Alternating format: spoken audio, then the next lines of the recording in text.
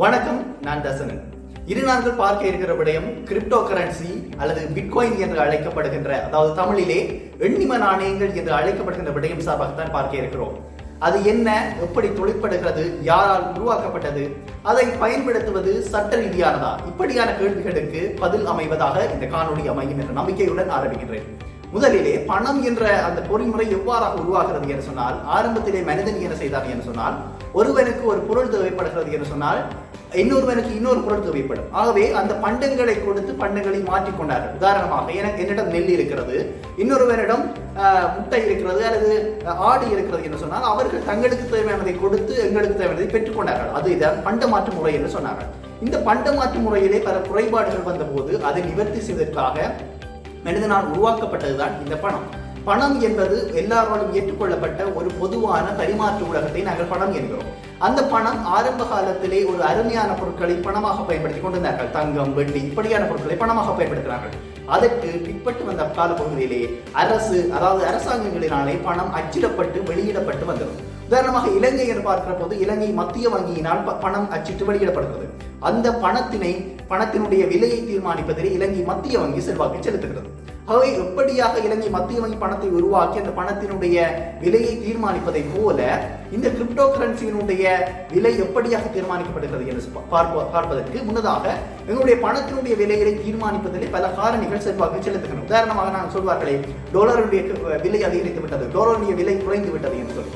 ஆகவே எப்படியாக பணத்தினுடைய விலை தீர்மானிக்கப்படுகிறது என்று பார்ப்பதற்கு ஒரு சில பொருளியல் விடயங்களை நாங்கள் அணுக வேண்டிய கட்டாயத்துக்கு தள்ளப்பட்டிருக்கிறோம். அதாவது கேள்வி நிரம்பு என்ற விடயங்களை நாங்கள் இந்த இடத்துல பார்க்க வேண்டும்.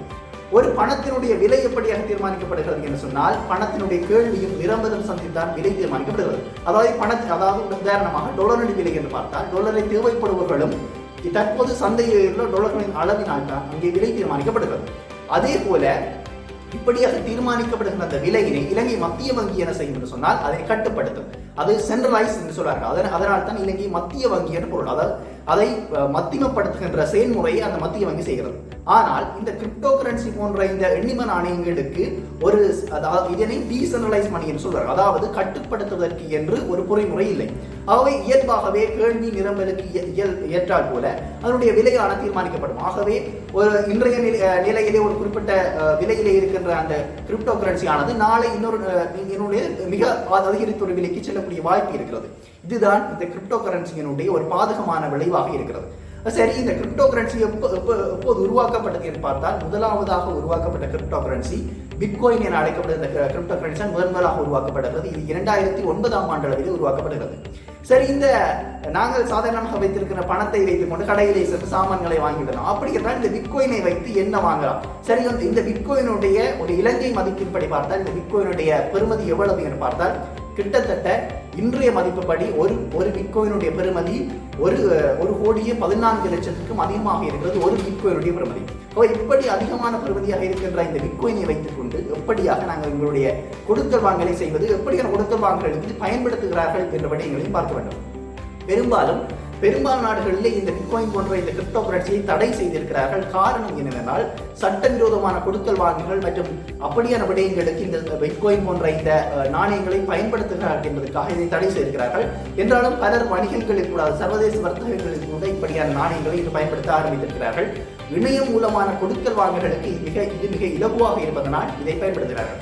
சரி, இது எப்படியாக உருவாக்கப்பட்டது என்று சொன்னால், இதை கண்காணிப்பது யார், அல்லது எப்படியாக என்னிடம் இவ்வளவு இதான் நாணயம் இருக்கிறது என்று எவ்வாறு இந்த செயல்முறை இயங்குகிறது என்பதை இதை பிளாக் செயின் டெக்னாலஜி என்று சொல்றார்கள். அதாவது ஒரு கட்டிட சங்கிலி தொழில்நுட்பம் என்று சொல்றார்கள். இதை பற்றின மேலதிக விளக்கங்களை நாங்களுடைய அடுத்த காணொலிகளிலே நாங்கள் இன்னும் அதிகமான விளக்கங்களை இதுக்கு தர வேண்டியதாக இருப்பதனால் இதை பற்றிய விடயங்களை தொடர்ச்சியாக அடுத்த காணொலிகள் வழங்க இருக்கிறோம். அதுக்கு முன்னதாக பலருக்கு இருக்கிற ஒரு சந்தேகம் ஒன்று, இந்த பிட்காயின் இருக்கிறது, எத்திரியம் இருக்கிறது, லைட் காயின் இருக்கிறது, பைட்காயின் என்று சொல்லி பல்வேறுபட்ட இந்த கிரிப்டோ கரன்சிகள் இருக்கிறது, அதாவது எண்ணிம நாணயங்கள் இருக்கிறது. இப்படியாக இருக்கிற எண்ணிம நாணயங்கள் சட்டவிரோதமானதா அல்லது சட்டத்தினால் அங்கீகரிக்கப்பட்டதா என்ற சந்தேகம் இருக்கிறது. அதற்கு இலங்கை மத்திய வங்கியினுடைய 2018ஆம் ஆண்டு வெளியிடப்பட்ட ஒரு அறிக்கையின்படி இலங்கை மத்திய வங்கி தெரிவித்திருக்கிறது, கிரிப்டோ கரன்சியினை நாங்கள் தடை செய்யவில்லை. ஆனால் கிரிப்டோ கரன்சியை இலங்கையிலே பயன்படுத்துவதற்கு நாங்கள் எதுவிதமான உத்தியோகபூர்வ அனுமதியை வழங்கவில்லை. ஆகவே இலங்கை அதனால் ஏதாவது நட்டம் ஏற்படுகிற போது அதற்கு இலங்கை மத்திய வங்கி பொறுப்பாகாது என்பதை அவர்கள் திட்ட தெளிவாக எங்களுக்கு வழங்கி இருக்கிறார்கள். இதற்கு மேலதிகமாக இந்த கிரிப்டோ கரன்சி போன்ற நாணயங்களில் உள்ள ஒரு மிக முக்கியமான ஒரு பாரதூரமான விளைவு போலி கேள்விகளை உருவாக்கி இப்படியான நாணயங்களுடைய விலை அதிகமாகவோ ஒரு காலத்தில் மிக அதிகமாகவோ அல்லது மிக குறைவாக வரக்கூடிய வாய்ப்பு இருப்பதனால் இதனுடைய விலையினை நாங்கள் விலையை முதலிடுவது என்பது ஒரு சில வழிகளில் மிகப்பாரிய ஒரு எங்களுக்கு ஒரு பாரதூரமான விளைவை ஏற்படுத்திவிடும். எப்படி என்ற ஒரு சிறிய கதை மூலம் சொல்லிக்கொண்டு இந்த காணொலியை முடித்துக் கொள்ளலாம் என்று நினைக்கிறேன். சில இலகுவாக சொல்வதாக இருந்தால், ஒரு ஊரிலே ஒரு வர்த்தகர் வருகிறார். அவர் வந்து அந்த ஊரிலே உள்ள மக்களுக்கு ஒரு அறிவிப்பொருளை மேற்கொள்கிறார். நான் இந்த ஊரிலே நிறைய குரங்குகள் இருக்கிறது என்று கேள்விப்பட்டிருக்கிறேன். நீங்கள் எனக்கு ஒரு குரங்குகளை பிடித்துக் கொண்டு வந்திருந்தால் நான் 100 ரூபாயை தருவேன் என்று சொன்னார். ஆரம்பத்திலே ஒரு 20 குரங்குகளை பிடித்துக் கொண்டு போய் அவர் அந்த வர்த்தகரிடம் ஒப்படைத்தார்கள். அவரும் அந்த குரங்குகளை வாங்கிக் கொண்டு 100 ரூபாயை கொடுத்து விடுவார். இது காலங்கள் சென்ற 100 ரூபாய் 200 ரூபாயானது 300 ரூபாயானது 500 ரூபாயானது இப்படியாக அந்த வர்த்தகர் குரங்குகளை வாங்கி கொண்டே இருந்தார். இப்போது அந்த ஊரில் உள்ள குரங்குகளுடைய அளவு குறைந்து விட்டது.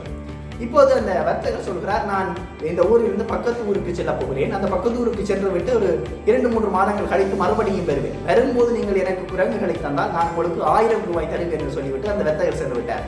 இப்போ அந்த கிராமத்தில் உள்ளவர்களுக்கு குரங்குகளிலே அப்ப என்ன செய்கிறார், அந்த இடத்திலே வேலை செய்வவரிடம் கொஞ்சம் பணத்தை கொடுத்து, அவரிடம் கொஞ்சம் பணத்தை கொடுத்து 800 ரூபாயை கொடுத்து, நீங்கள் எங்களுக்கு 800 ரூபாய் அல்லது 600 ரூபாய் என்று பல விலைகளிலே கொடுத்து அவர் என்ன செய்கிறார்கள், அந்த குரங்குகளை களவாக வாங்கிக் கொள்கிறார்கள். ஏன், அந்த வர்த்தகர் வருகின்ற போது அவரிடம் 1000 ரூபாய்க்கு விட்டு விடலாம் என்ற நம்பிக்கையில மக்கள் வாங்குகிறார்கள். இப்படியாக வாங்கினவர்களுக்கு பெரிய ஏமாற்றம். அந்த வர்த்தகர் வரவே இல்லை. அதுதான் உண்மை. ஏனென்று சொன்னால் அந்த வர்த்தகரை தான் ஒருவரை நியமித்து அந்த குரங்குகளை விற்பதற்காக அவரை நியமித்திருக்கிறார். இதுதான் நடந்திருக்கிறது.